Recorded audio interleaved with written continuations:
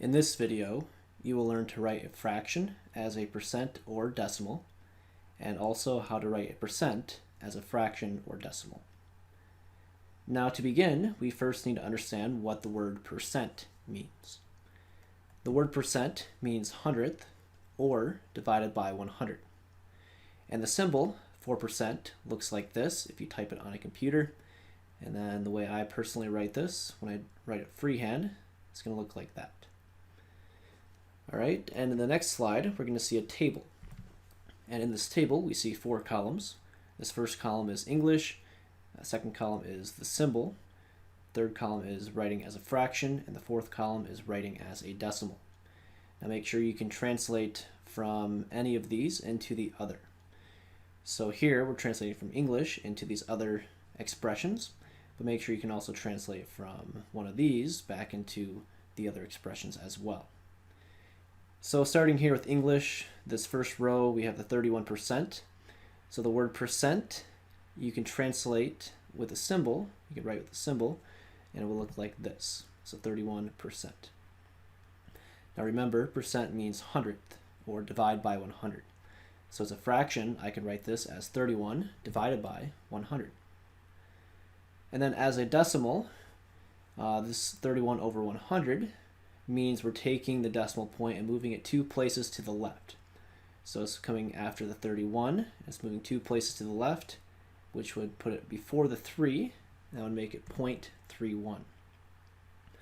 All right, and that's how we translate from percent into decimal quickly, is whatever the percent is. It's like 31%, for example. You take it from here after the number, or wherever it's located, and then move it 2 places to the left. So here for 4.6% with the symbol, we would write 4.6 and the percent symbol. As a fraction, we can write this as 4.6 divided by 100 because percent means over 100. And then as a decimal, we would move the decimal point from here over 2 places, so 2 places to the left. So move it over 2 places, it's going to be before the 4, and then 1 more place over. We need to add a 0, and that's going to give us 0.046. 321%, as with the symbol, you write 321 and the percent symbol like that. As a fraction, you write 321 divided by 100 because percent means out of 100. And then to write as a decimal, we take the decimal point and move it from here after the 1 over 2 places to the left, which takes it right after the 3. So that would be 3.21. For the next column, we see 0.38%. With the symbol, we would write 0.38 and then the percent symbol. As a fraction, we can write 0.38 over 100 because the word percent means out of 100. And then as a decimal, we need to take the decimal point and move it 2 places to the left. So this one looks kind of weird because the decimal point is already all the way to the left, but we still need to move it 2 more places. So move it over 2 places to the left, which means we need to add 2 more zeros in front. So now we have 0.0038. So that is my decimal. For the next row, we have 2/5%. Now this one we can write as 2/5 and then the percent symbol, or we can translate 2/5 into a decimal, because 2 over 5 is the same thing as 0.4. So instead of 2/5%, you can also write 0.4%. As a fraction, we can write this 0.4 as 0.4 divided by 100, because percent means divide by 100. And then to write this as a decimal, again, we need to move the decimal point 2 places to the left, which means we need to add 2 zeros in the front of the 4, which gives us 0.004. And then the last row, we have 66 2/3%. So we can write this as 66 2/3 with the percent symbol, or we can realize that 2/3 is the same thing as 0.6 repeating. So we can write this as 66.6 repeating percent. And that is kind of typed a little small. Hopefully you can see that all right. And then as a fraction, we could write this as 66.6 repeating over 100. And then as a decimal, we can move the decimal point 2 places to the left, which brings it before the first 6. So that would give us 0.666 repeating, or in other words, just the 6 is going to keep going forever, right? So 0.6 repeating, and we can put the line over the 6 to show that the 6 would keep going forever and ever. All right, so make sure that you understand how to get these different expressions. If you're given English or the symbol, make sure you can write it as a fraction or a decimal. Now in the next few slides, we're going to show you how to go from one of these other expressions back into the other unknown expressions. So the next slide, we're going to work with fractions, this column, and work on taking a fraction and writing it as a percent and then as a decimal. And then we're also going to show how to take the decimal and use that to find the fraction as well as the percent. So here we see 1/5, and we are told to write 1/5 as a percent. Now there's different ways you can think through this. I have my preference, but you can choose either method 1 or method 2. So method 1 is you take the fraction and convert to a decimal, because once you have a decimal, it's going to be very quick to translate into a percent.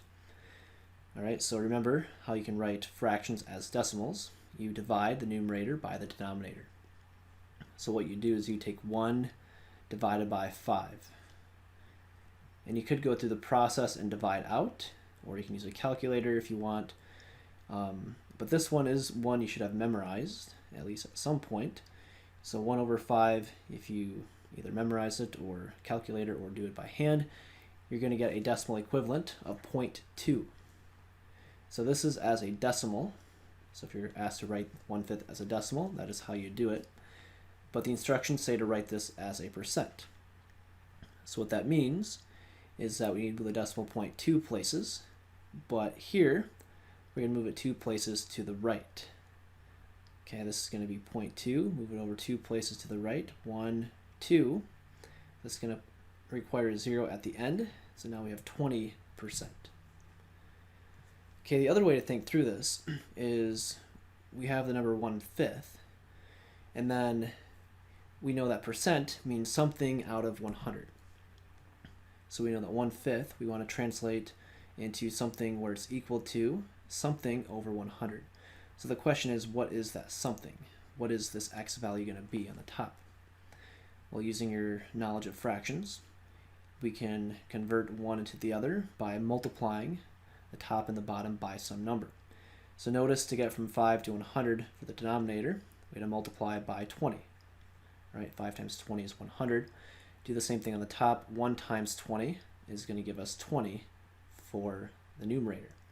So x would therefore equal 20. So x is 20, which means that the fraction would be 20 over 100. Okay, well remember percent means divide by 100. So this 20 over 100 right here, that can literally be stated as 20%, because percent means divide by 100. And what are we dividing by 100? We're dividing 20 by 100, so this would be 20%. So I personally prefer method 1, typically speaking. There are times when method 2 might be a little simpler. For example, if it's some fraction that is not memorized as the decimal equivalent, it might be simpler sometimes to use method 2 instead. So here's another example. We have 2/3, and we're told to write this one as a percent. Now again, with 2/3, what we want to do, if we use method 1, is we want to write as a decimal. Alright, so 2/3 is one we should have memorized, and if not, I would recommend at some point to memorize this one. But 2/3 would be 0.6 repeating, meaning the 6 keeps going forever. If you didn't know that, you can use your calculator, or you can do 2 divided by 3 and go through that process, and you'd find that you get 6 and then another 6, and then that would keep going forever. Alright, so this is the decimal equivalent, and then to write this as a percent, you just move the decimal point over 2 places to the right. So this would become 66.666 6%. That would keep going forever. So it's good to round this maybe to the nearest tenth or whatever the instructions give you. And here, if you round to the nearest tenth, that would be 66.7%.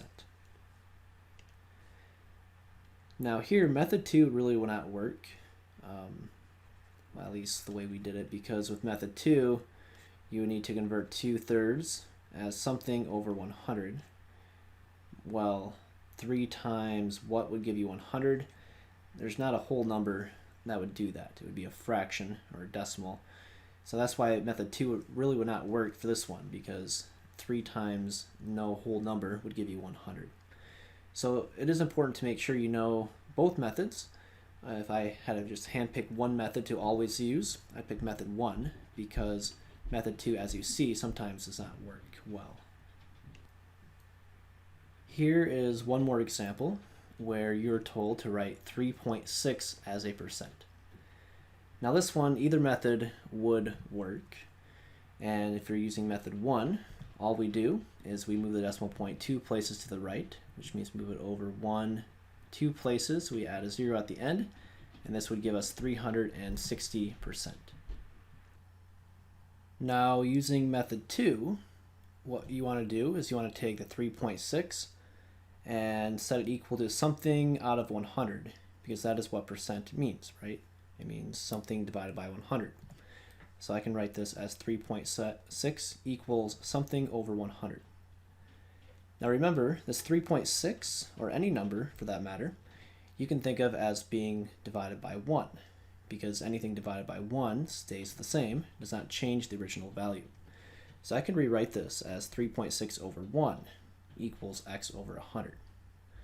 Now using your rules of fractions, what I can do is I can take the denominator and see that 1 times 100 gives me 100 for the new denominator.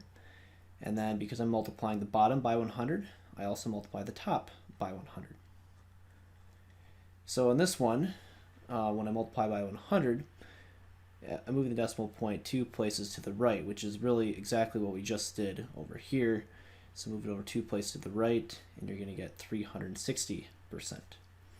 So again, x would be 360. That's what we concluded. So that's 360 over 100. So because it's 360 over 100, that would again be 360%.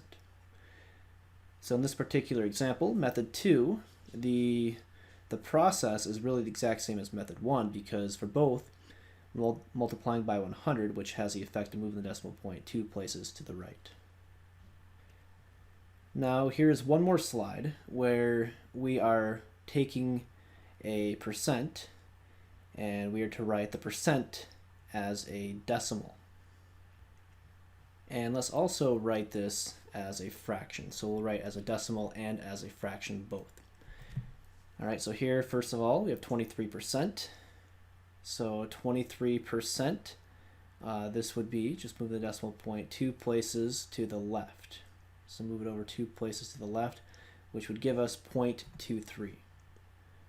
All right, and as a fraction, we can write this as 23 over 100, because percent means divide by 100.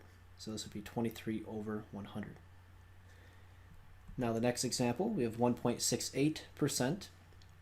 And to write as a decimal, we would have to move this decimal point 2 places to the left, and that would give us a 0 in the front. So now we have 0.0168. And then as a fraction, what you would do is you would take the 1.68 and then put that over 100, because percent means over 100. So for this one, you could leave it like this. It's typically not the best. You write a decimal on top of, or as part of a fraction. So we've not really discussed that too much, but if you want to get rid of the decimal, what you want to do is multiply the top and the bottom by, in this case, a 1 with 2 zeros, which would be 100. Because when I do that, on the top, I move the decimal point 2 places to the right, which gives me 168. And the bottom would have 100 times 100. So we have 1, 2, 3, 4 zeros. So 168 over 10,000. And then from here you could reduce if you want. You can divide top and bottom by 2, you would get 84 over 5,000. Divide by 2 again, you get 42 over 2,500. Divide by 2 again on top and bottom, you get 21 over 1,250. And I think that's as far as you can take it, so we can leave it like this. All right, so this one's a little bit more tedious to write as a fraction, but you could do that if you wanted to. And the last one, we have 45.8%. This one we'll just write as a decimal. We'll ignore the writing as a fraction, but to write as a decimal, all you do is move the decimal point 2 places to the left, and that would give you 0.458. So this one would be 0.458 written as a decimal. And that concludes our lesson for today. We will see you next time.